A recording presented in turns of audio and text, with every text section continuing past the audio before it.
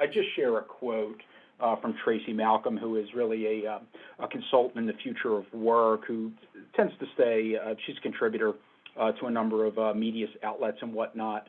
And this, I just happen to take this quote because I think it sums it up. And we're seeing data, of course, that shows employees are prepared and open to go somewhere else.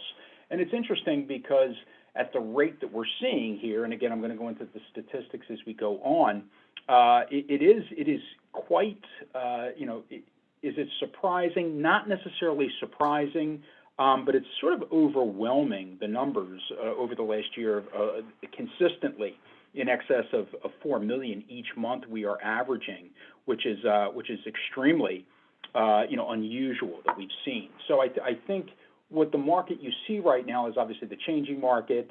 I think you are really seeing work in general change, right? The market has become an information market. It is a services market.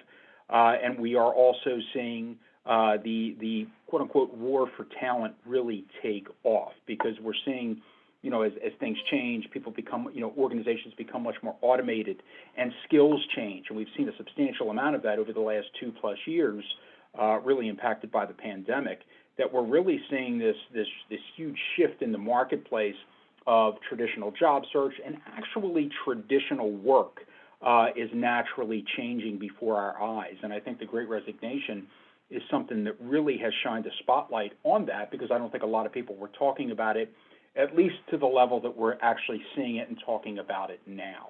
And it's interesting because, these trends that we see, it usually takes industry and the employment world some time to catch up.